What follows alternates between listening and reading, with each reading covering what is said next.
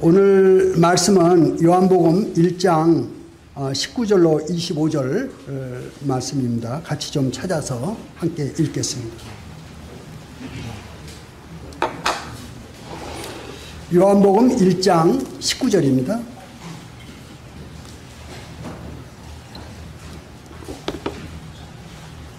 찾으셨으면은 한 목소리로 19절로부터 25절까지 같이 좀 읽겠습니다. 시작. 유대인들이 예루살렘에서 제사장들과 레위인들을 요한에게 보내어 내가 누구냐 물을 때 요한의 증언이 이러하니라. 요한이 드러내어 말하고 숨기지 아니하니 드러내어 하는 말이 나는 그리스도가 아니라 한데 또 묻되 그러면 누구냐 내가 엘리야냐 이르되 나는 아니라. 또 묻되 내가 그 선지자냐 대답하되 아니라. 또 말하되 누구냐 우리를 보낸 이들에게 대답하게 하라. 너는 내게 대하여 무엇이라 하느냐 이르되 나는 선지자 이사야의 말과 같이 주의 길을 곱게 하라고 광야에서 외치는 자의 소리라 하니라. 그들은 바리새인이 보낸 자라. 또 물어 이르되 내가 만일 그리스도도 아니요 엘리야도 아니요 그 선지자도 아닐진데 어찌하여 세례를 베푸느냐. 거기까지만 읽겠습니다. 오늘 말씀 제목은 침례 요한입니다. 이 침례 요한은 이사야 선지자가 예언을 했고 또 말라기 선지자가 예언을 했습니다. 그리고 신약 사복음서 마태, 마가, 누가, 요한복음 사복음서에 기록이 되어 있고요. 많은 부분을 차지하고 있습니다. 제가 이번에 이 말씀을 좀 묵상하면서 생각해 보니까 출생부터 죽음까지 기록한 분이 성경에 몇 분이 나오더라고요. 모세가 출생 얘기가 나오죠. 모세 출생 나오고 죽음까지 모세가 나오죠. 사무엘이 그렇게 또 나오더라고요. 사무엘이 출생이 나오고 또 이제 죽을 때까지 기록이 되어 있고요. 이 침례 요한이 그 중 하나입니다. 물론 이제 예수님도 그 중에 하나죠. 예수님도 이 탄생서부터 죽으심까지 예수님도 나오는데 이 침례 요한도 출생서부터 죽음까지 기록된 그런 분 중에 한 분이 되겠습니다. 이제 침례 요한이 요단강에서 이렇게 침례를 주고 있어요. 많은 사람들이 이제 몰려오고 있습니다. 사람들이 계속해서 이제 수군됩니다. 야, 그 침례 요한한테 가니까 그 말씀을 들으니까 마음이 시원하고 침례 요한 그분이 보통 분이 아닌 것 같아. 이제 그 소식이 어디까지 이제 전달되냐면 예루살렘에 전달이 된 거죠. 예루살렘의 당국자들이 침례 요한이 뭔데 누군데 사람들이 거기에 그렇게 몰리느냐. 그래서 사람 파송을 해요. 가서 알아봐라. 그 침례 요한이 정체가 뭐냐. 사람 이제 보냅니다. 보내가지고 침례 요한한테 와가지고 네가 누구냐 이렇게 묻습니다. 네가 누구냐. 그 이야기는 침례 요한 이름을 묻는 것이 아니고 정체성을 묻는 거죠. 네가 왜 누군데 침례를 주는 사람이냐. 뭐 하는 사람이냐 너가. 이렇게 이제 묻는 거죠. 이 침례 요한에 대해서 제가 쭉 좀 요번에 좀 찾아봤어요. 찾아보니까 헤로드 왕 때 누가복음에 이렇게 나오는데 누가복음 1장 5절부터 7절까지 나오던데요. 아론 자손 아비야 반열 제사장이다 이렇게 나옵니다. 아론 자손이에요. 침례 요한이 아론 자손이고 아비야 반열 그 아버지가 이제 샤가라이지 않습니까? 그리고 어머니가 엘리사벳이고 두 사람은 하나님 앞에 의인이고 흠이 없고 무자했다. 이렇게 이제 기록이 되어 있습니다. 침례 요한에 대해서 아시는 분들 많이 아시고 그러지만은 아비야 반열이라는 것 또 아론 자손이라는 것 잘 모를 수도 있죠. 그래서 침례 요한의 그 족보에 대해서 이렇게 좀 생각을 좀 해보게 됐고요. 그 다음에 이제 뭐라고 또 기록이 되어 있냐면은 반열의 규례대로 제비를 뽑아 제사장 직무를 행했다. 아버지 샤가랴가 이제 그렇게 하게 되죠. 열왕기상 24장에 보게 되면은 거기에 그 제사장 반열이 나오는데 24반열이 나옵니다. 24반열이 나오는데 일주일씩 제사장 직무를 해요. 일주일씩. 그러면 1년이 보통 50몇 주니까 24반열 둘 하면은 48반열이니까 1년에 한 두 번 조금 더 해요. 예, 돌아가는 게 한 두 번 돌아가요.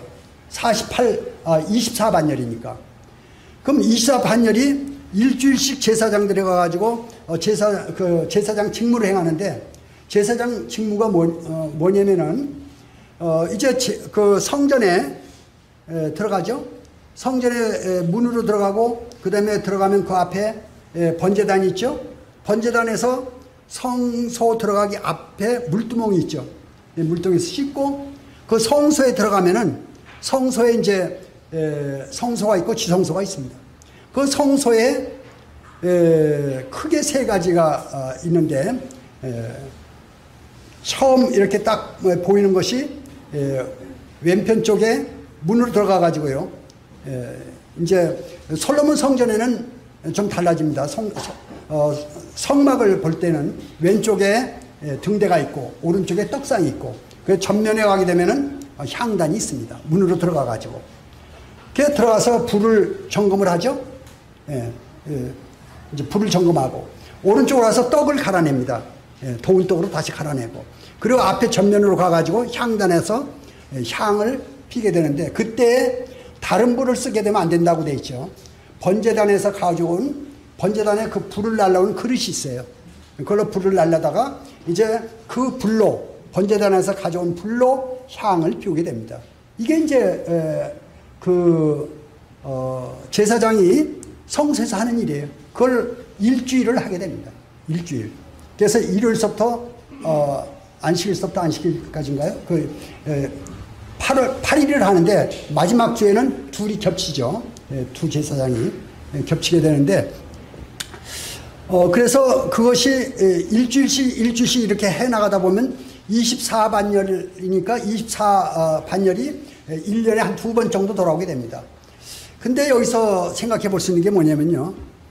한 반열이 대충 몇 명이 되면 한 1000명 정도 돼요. 1000명. 제사장이 한 1000명 되는데, 24반열이 이제 두 번 하면 48반열 되잖아요. 1000명을 이렇게 나눠보게 되면은, 이게 약, 25대 1. 1000명당, 1000명이서 40회, 20명이니까 40회가 돌아오잖아요. 1000명이서 40번, 제가 좀 어렵게 말씀드리네요. 제사장 직무가 30세에서부터 50세까지입니다. 잘 알아들으세요. 좀 복잡한데. 20년간을 제사장 역할을 해요. 20년간을. 그러니까 20년 동안에 몇 번을 할 수 있느냐. 1년에 두 번씩 할 수 있으니까, 한 반열이. 그럼 40번을 할 수 있어요. 한 반열이. 40번을 할 수 있는데, 그 한 반열의 숫자가 1000명이에요. 한 반열의 제사장 숫자가 1000명이에요. 보통 1000명이면 40번 돌아오는데, 1000명이면 약 25분의 1, 25명 중에 한 명이 일생 동안 한 번 할 수가 있어요. 제사장 그 직무를. 그러니까 제사장이라고 다 들어가서 제사장 직무를 하는 것이 아니고, 25명 중에 한 명만 일생 동안 한 번을 할 수가 있어요. 제사장 직무를. 이 사가랴가 그 제비 뽑아가지고, 이제 그 직무에 들어갔다 하는 것은, 이거는 대단한 일입니다. 쉽지 않아요. 제사장 직무. 제가 이걸 쭉 공부하면서 느끼는 게 뭐냐면, 구약시대 때의 제사장과 신약시대 때의 제사장 얼마나 차이가 지는가. 우리 어떻습니까? 우리 지금 성도님들이 제사장이잖아요.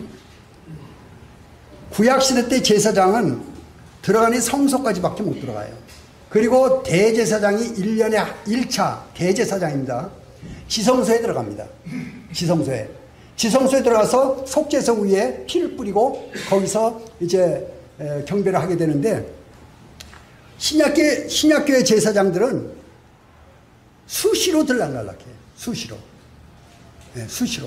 그래서 성소를 통해서 지성소까지 나가게 됩니다. 네.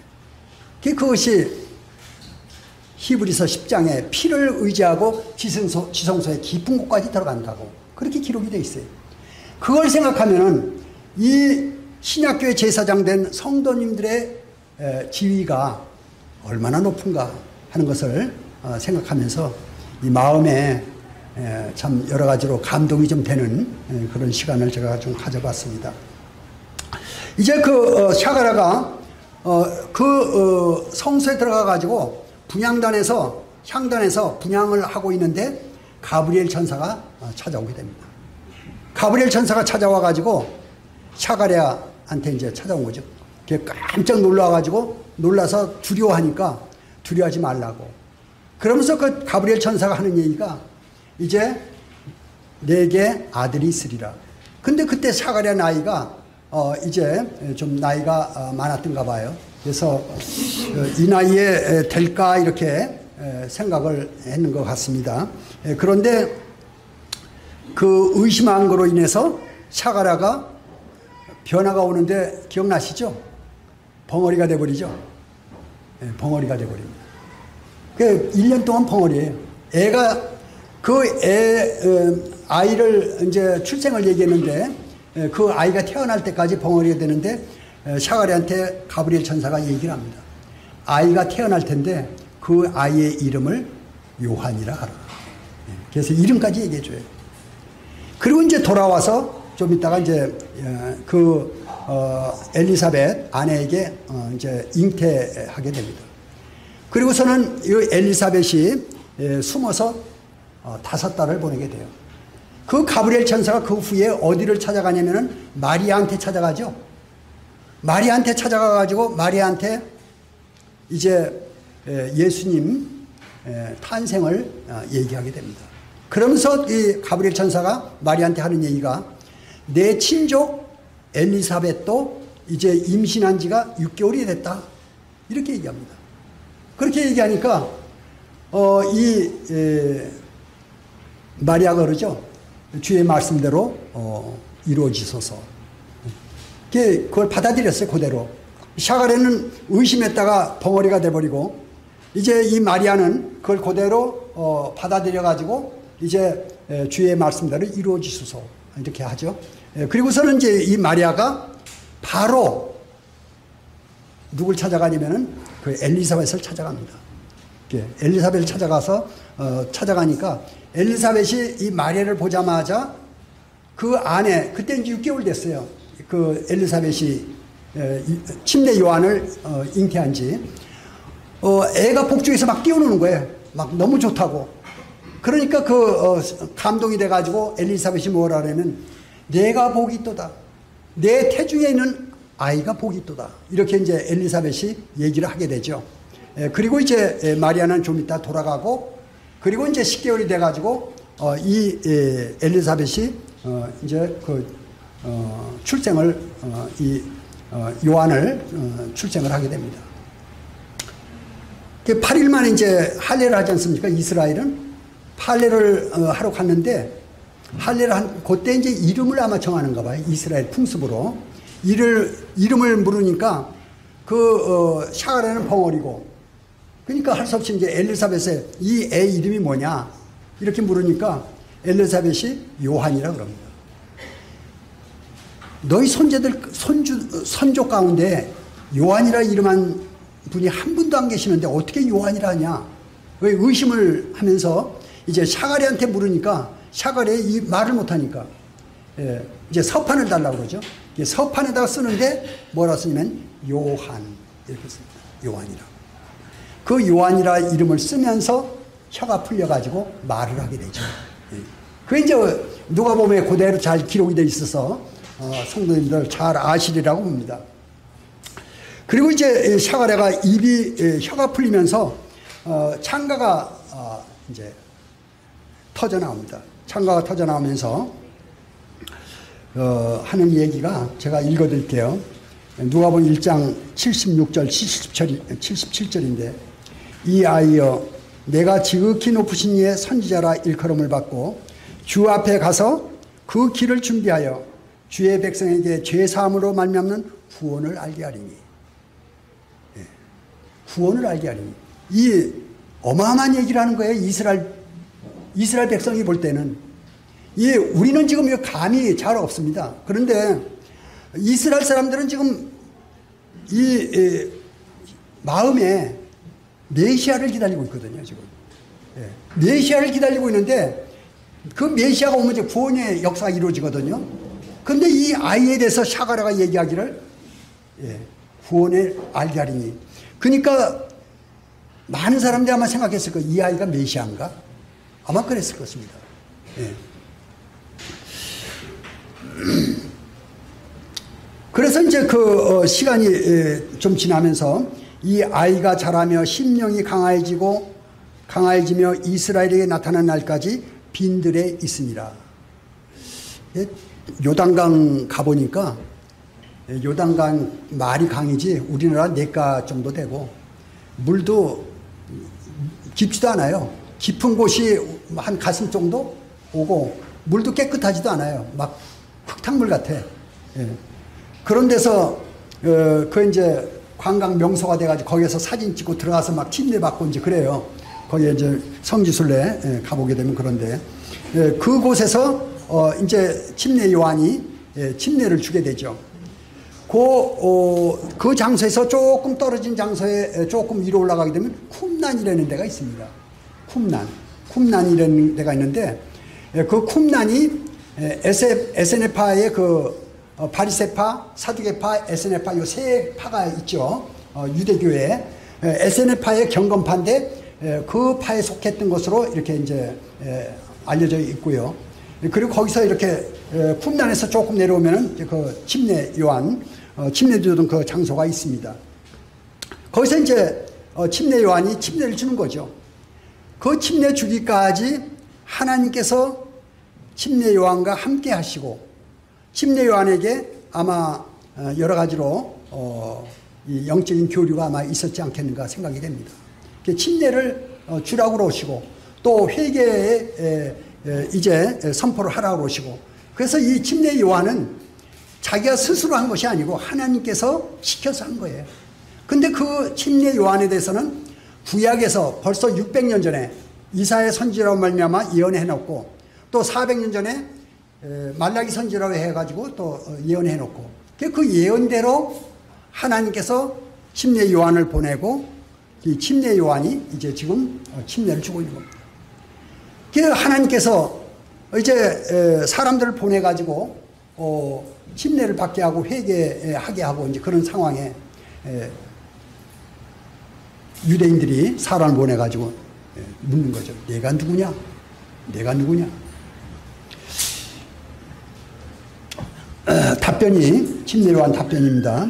요한복음 1장 20절에서 23절 오늘 본문 말씀이 나오는데요. 요한이 드러내어 말하고 숨기지 아니하니 드러내어 하는 말이 나는 그리스도가 아니라 한데 또 묻되 그러면 내가 엘리야냐 이르되 나는 아니라 또 묻되 내가 그 선지자냐 대답하되 아니라 또 말하되 누구냐 우리를 보낸 이들에게 대답하게 하라 너는 내게 대하여 무엇이라 하느냐 이르되 나는 선지자 이사야 말과 같이 주의 길을 곱게 하라고 광야에서 외치는 자의 소리라 이렇게 대답합니다. 지금 이 바리새인들 사내들인에서 보낸 당국자들 생각 가운데 도대체 요한이 침례 주고 있는 요한이 혹시 메시아가 아닌가? 혹시 메시아가 아닌가? 아마 그래서 아마 보냈을 거예요. 근데 메시아 그리스도냐? 아니라. 엘리야냐? 아니라. 그러면은 선지자냐? 아니라. 그럼 너가 그리스도도 아니고 엘리야도 아니고 선지자도 아닌데 왜 침례를 주느냐? 그러니까 뭐라 그럽니까? 나는 선지자 이사야 말과 같이 하는 얘기가 뭐예요? 예언대로 온 사람이다. 난 예언대로 온 사람이다. 하나님께서 보낸 사람이다. 그 얘기예요. 주의 길을 곱게 하라고 광야에서 외치는 자의 소리라. 이렇게 얘기합니다. 네가 누구냐? 하나님께서 보낸 사람이다. 이게 답이에요. 오늘의 성도님들, 이제 저도 그런 질문을 받은 적이 있어요. 제가 조금 세상적으로 좀 지위가 있었던 분인데 그분한테 와가지고 복음을 좀 전했어요. 그랬더니 이분이 갑자기 이렇게 경각되면서 좀 무서워지더라고요. 무서워지더니 점점 험악해져 얼굴이. 자꾸 복음을 전하니까. 그런데 계속 전했어요 제가. 그랬더니 잠깐 하더니 말을 멈추게 하고 너 누가 보냈어? 이렇게 얘기해요. 떨려. 완전히 떨렸어요 제가. 너 누가 보냈어? 보낸 사람이 없는데요. 저는 하나님 말씀을 전하고 있는 겁니다. 제가 그랬어요. 네. 이 세상 사람들이 하나님 말씀을 직대, 그 하나님 말씀이 그 앞에 문을 통과해 들어가게 되면요, 마음에 사단이 탁 방귀 들고 나옵니다. 예. 그러면서 네가 누구냐? 누가 보냈어? 이렇게 얘기하는 거죠. 성도님들, 이제 네가 누구냐 이렇게 물었을 때 심리요한 대답 말과 같이 하나님께서 보낸 사람들이에요. 하나님의 자녀 아닙니까? 하나님의 자녀. 이 성경을 제가 쭉 읽으면서 본 것이 침례 요한 제사장 신약교회 성도들과 비교할 때 신약교회 성도들이 얼마나 하나님과 가까운 사람들인지, 또 하나님의 은혜를 얼마나 풍성하게 받은 사람인지 이걸 깊이 생각하게 됩니다. 이제 무대가 바뀌어가지고 세상이 끝나고 하나님 나라가 도래하게 되면은 성도님들 지위라는 것이 정말 크다 하는 것을 생각하고 성도님들 아마 좀 생각해 보시기 바랍니다. 이제 침례 요한한테 두 번째 질문을 합니다. 그러면은 왜 엘리야도 아니고 그리스도 아니고 엘리야도 아니고 선지도 아닌데 왜 침례 주느냐? 왜 주느냐? 이렇게 묻습니다. 오늘날 우리에게도 이렇게 물을 수가 있어요. 너가 누구냐? 예, 저는 하나님의 자녀입니다. 이렇게 답변할 수 있죠. 왜 복음 전하냐? 어떻게 답변하시겠습니까? 주님이 하시라고 합니다. 주님이 보내신 거예요.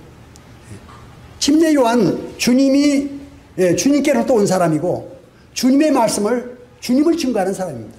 오늘 이 성도님들의 정체성 뭡니까? 성도님들의 정체성은 하나님께로부터 온 사람들이고 하나님의 말씀을 증거하는 사람들이에요. 이 성도입니다. 제가 이 침례 요한 쭉 보면서 그게 마음 가운데 막 이렇게 오더라고요. 그래서 이 정체성에 대해서 좀 교제를 해야 되겠구나.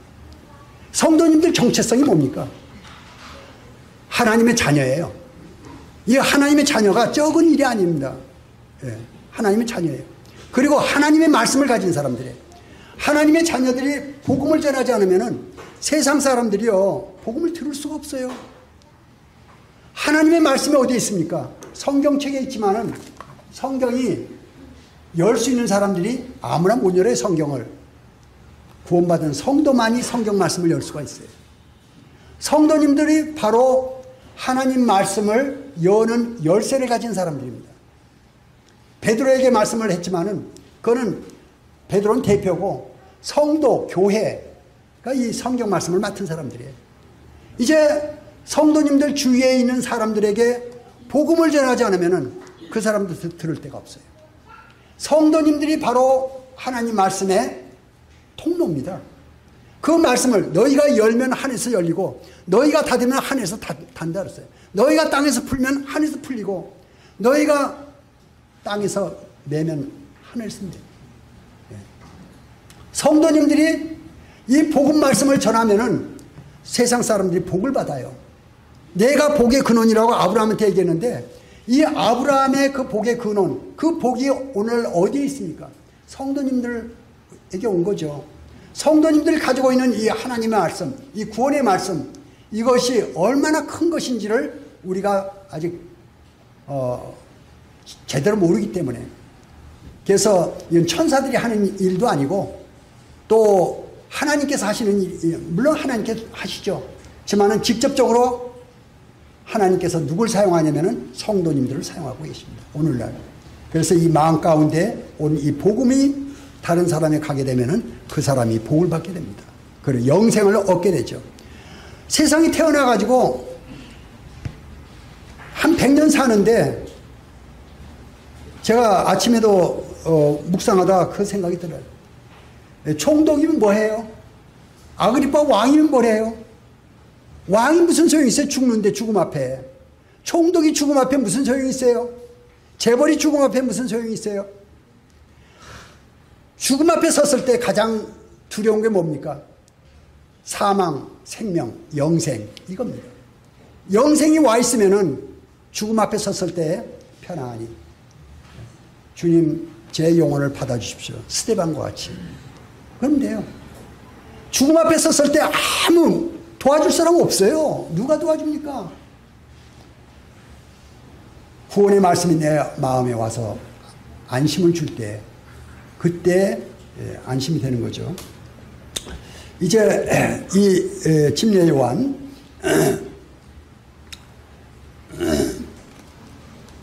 왜 세례를 주느냐 그렇게 물었을 때 답변이 나옵니다. 요한이 대답하되 나는 물로 세례를 베풀거니와 너희 가운데 너희가 알지 못하는 한 사람이 있었으니 곧 내 뒤에 오시는 그이라. 나는 그의 신발끈을 풀기도 감당하지 못하겠노라 하더라. 이 일은 요한이 세례 베풀던 곳 요단강 건너편 베다니에서 일어난 일이니라. 네가 왜 세례 주느냐 그렇게 물으니까 나는 물로 세례를 주는데 내 뒤에 오시는 분은 이제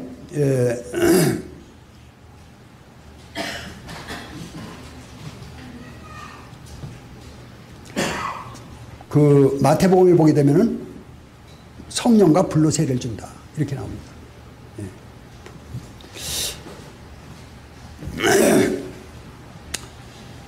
우리가 세상의 가장 큰 비밀, 천국의 비밀 여러 가지 비밀 제가 말씀드렸죠. 비밀을 얘기하면은 결국은 하나님의 비밀이 되는데 그 비밀이 예수 그리스도입니다. 예수 그리스도 그분이 나한테 오셨는데 침례 요한이 이제 네가 왜 세례 주느냐 그랬더니 나는 물로 세례했는데 내 뒤에 더 큰 이가 오신다. 나는 그의 신끈을 풀기도 어려울 정도로 그분의 신분이 높다. 그 예수 그리스도를 증거하는 것입니다. 결국 침례 요한이 하는 일이 뭐냐면은 직분이 뭐냐면 침례 요한입니다. 예수님입니다. 우리가 이 세상에 사는 이제 가장 큰 복이 예수님이 우리 안에 찾아오는 것이고 그 예수님이 우리 안에서 이제 영광을 드러내는 것이고 그 예수님이 다른 사람에게 또 복음이 전파되는 거 아닙니까? 그게 예수님이에요. 침례 요한이 네가 왜 세례 주느냐 그랬더니 나는 물로 세례를 주는데 내 뒤에 오시는 분 한 분 계시다. 예수님을 얘기하는 것입니다. 예수님. 우리 삶 가운데 나를 지배하고 있는 그분이 바로 예수님이시죠. 그 예수님이 우리의 삶을 지배하는 그런 삶이 되면은 큰 복이 우리라고 생각이 됩니다.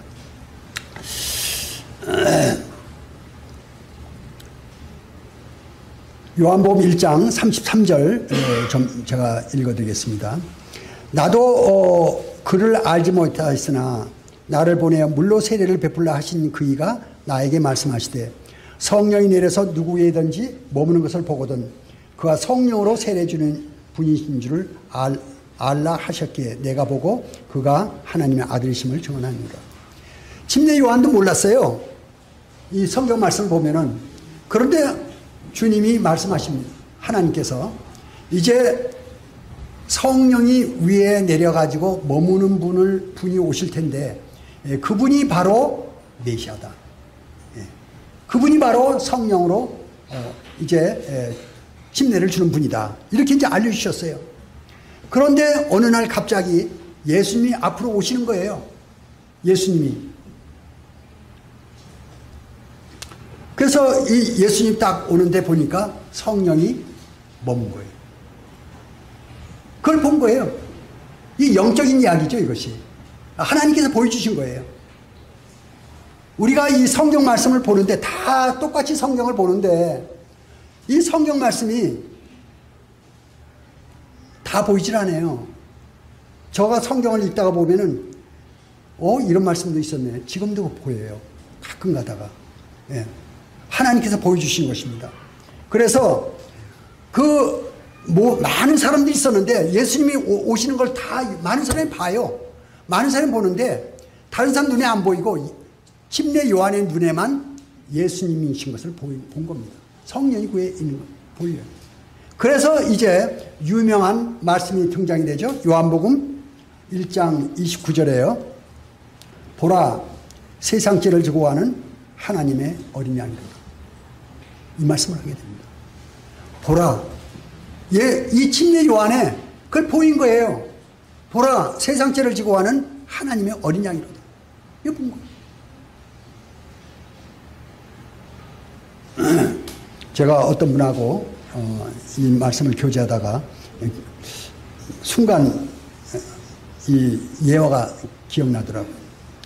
5천억 부도난 사장님이 5천억 부도가 나면은 얼마나 힘들겠어요? 근데 그분이 지나가는데 그분을 잘 아는 분이 가리키면서 보라, 5천억 빚을 지는 사장이 지나간다. 얘기할 수 있죠? 네, 5천억 빚을 진 사장이 지나간다. 빚을 지고 간다. 5천억. 마찬가지예요. 보라, 세상 죄를 지고 가는 하나님의 어린 양이로다. 세상 모든 사람의 죄를 지고 가는 하나님의 어린 양이다. 그것이 이 침례 요한의 눈에 보였을 때 침례 요한 생각에 그게 보인 거예요. 그때 침례 요한 어떤 생각을 했겠어요? 세상 죄를 지고 가는 어린 양이면은 내 죄도 침례 요한의 죄도 지고 가게. 온 세상 죄를 지고 가는 예수님 보인 거예요. 예. 그 예수님, 그 예수님이 침례 요한의 눈에 보였는데 십자가로 가지 않습니까? 내가 이 세상에 섬김을 받으러 온 것이 아니고 섬기러 왔다. 모든 사람 위해 죽으시러 왔다고 마태복음에서 말씀하고 있습니다. 예수님이 섬김 받으러 온 것이 아니라 섬기러 오셨다고 얘기하신 것을 보면은 태어나시기 전서부터 예수님은 십자가를 바라보고 계셨어요. 그리고 태어나셔서 30년 동안 아무 말씀 안 하실 때도 십자가를 바라보셨고, 공생활 시작했을 때도 십자가를 바라보고, 제자들이 예수님이 왕이 되면은 뭐 이렇게 벼슬을 하나 할 줄 알고 그렇게 서로 네가 크냐 내가 크냐 했을 때도 우리 주님은 십자가를 바라보고 있었어요. 십자가를 향해서 한 걸음 이렇게 가셨던 예수님이에요. 그 예수님 이제 결국은 온 인류의 죄를 지고 십자가에 달리신 거죠. 이게 아무 눈에 보이는 게 아니에요. 누구한테 보입니까? 하나님께서 준비가 된 마음이 있는 사람들 눈에 보여주셔요. 복음을 여러 사람한테 이렇게 전해도 잘 못 깨달아요. 아주 쉬운 얘기인데 잘 못 깨달아요. 그런데 어떤 분들은 이 말을 깨달아요. 보라, 세상 죄를 지고 가는 하나님의 어린 양이다. 한 가지 우리가 생각할 것은 눈에 안 보이는 사실이지만은 눈에 안 보이는 사실이 이 눈에 보이는 것보다 더 큽니다.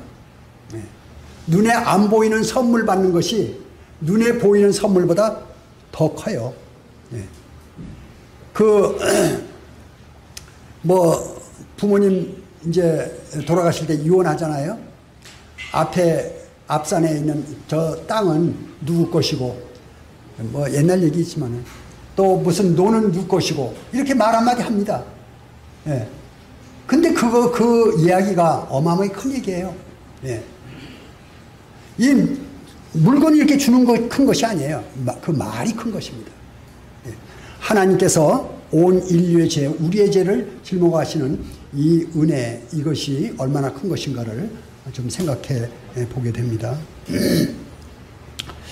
이제 한 말씀을 더 하고 마치도록 하겠습니다. 요한복음 3장 26절에서 30절인데요. 요 내용을 좀 찾아서 좀 읽어보겠습니다. 좀 찾아주시죠. 요한복음 3장 26절.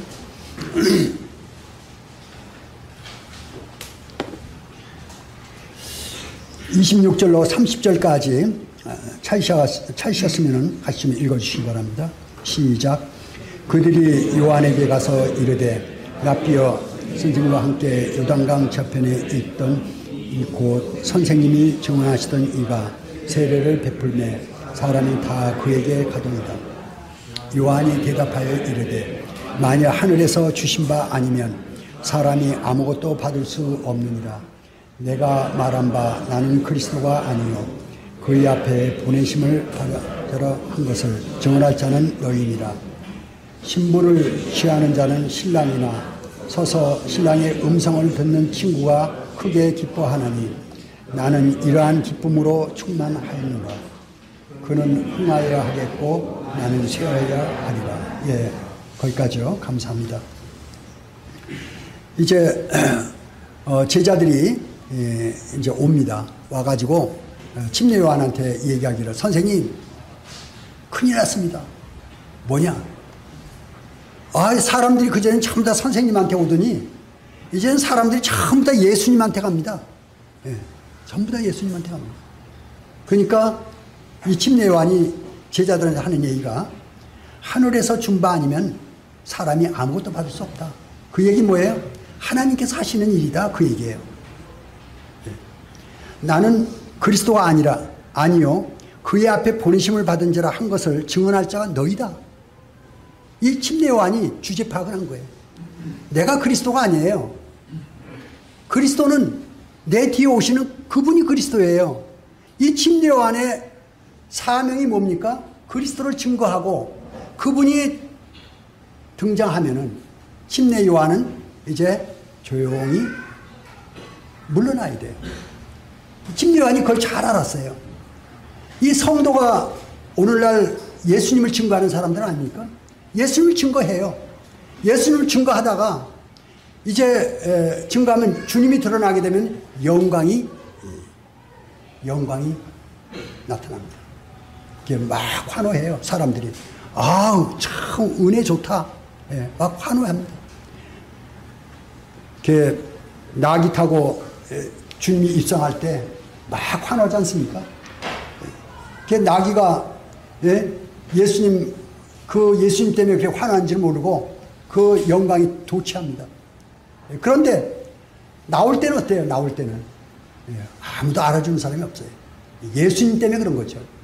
이제 우리가 복음을 전하고요, 예수님을 증거하다 보면요, 주님의 영광이 드러납니다. 그럴 때 그 영광에 빠지면 안 됩니다. 우리는 어떤 사람들입니까? 우리는 조용히 이제 뒤로 물러나야 돼요. 그것을 이 침례 요한이 잘한 거예요. 그래서 그는 흥하여야 하겠고 나는 쇠하여야 하리라. 그랬습니다. 예수님은 창조주 하나님이시고 우리는 피조물입니다. 그 하나님의 주권이 드러나고 하나님의 영광이 드러나고 그분이 영광을 받으셔야 돼요. 그런데 우리도 물론 주님의 영광이 드러날 때 우리도 거기에 참여할 수는 있어요. 그렇지만 그때 그걸 나에게 돌린다든지 내가 그걸 취하려고 한다든지 하는 것이 아니고 조용히 우리가 물러날 때 하나님의 영광이 이제 숨은 우리의 마음 가운데서 취하게 되죠.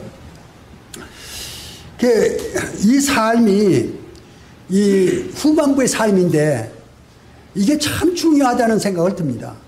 우리가 첫 번째 침례 요한을 통해서 느끼는 것이 침례 요한의 사명은 예수님을 증거하는 것이에요. 증거하는 것. 증거하는 것.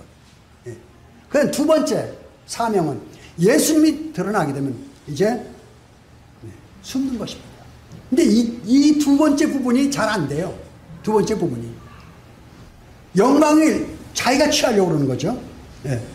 그래서 이제 구원을 받은 다음에요. 구원을 받은 다음에 예수님이 우리 안에 임재하시지 않습니까? 우리 안에 임재하시면은 나의 삶을 예수님이 들어오셨어요. 예수님한테 넘겨야 돼요. 예수님이 나의 주인 되셔서 예수님이 나의 삶을 인도하시는 인도자가 돼야 되는데 자기가 드러나서 계속 인도하려고 해요. 자기 삶을. 그 삶은 망가집니다. 삶이 안 돼요. 영광의 삶을 갈 수가 없어요. 예수님이 드러났으면은 이제는 어떻게 돼요? 나는 물러나야 됩니다. 예수님이 주인 되셔야 돼요. 내가 주인 돼가지고 나의 삶이 인도하면 구원받기 전 삶과 똑같은 삶이 됩니다. 내 수준 밖의 삶을 살 수밖에 없어요. 그런데 주님이 인도하는 삶을 살게 되면요, 그 삶은 주님 수준의 삶이 됩니다. 그래서 이사야 55장 말씀 나오죠. 나의 생각은 하늘과 같이 높고 너의 생각은 땅이라고. 우리 생각으로 내 삶을 살게 되면은 이제 육신적인 삶을 살게 되고, 이제 구원받아서 주님이 오셨어요. 주님의 삶이 됐어요. 그럼 어떻게 해야 돼요? 나는 물러나야 돼요. 주님이 주인 되셔서 나의 삶을 인도하시도록 그렇게 하는 거예요. 이게 후반부예요. 이게 구원받 신분적으로 첫 번째 신분이에요. 하나님의 자녀 되는 게 아주 중요합니다. 그래서 그리스도 그분이 오셔야 돼요. 그분을 증거해서 그분이 등장하셔야 돼요. 이게 전반부예요. 후반부는 이제 그분이 드러나서 그분이 인도하시고 나는 뒤로 물러나는 것입니다. 이게 후반부입니다. 성경의 삶 가운데 이 두 번째가 엄청 중요합니다. 구원받은 다음에 결정적인 것이 뭐냐면 내가 죽어야 되는데 내가 물러나야 되는데 안 물러나지는 거예요. 이게 문제입니다. 그래서 성도님들이 이 침례 요한을 통해서도 우리가 예수님의 이제 등장과 그다음에 예수님이 이제 인도하고 모든 사람들이 그분한테 가야 돼요.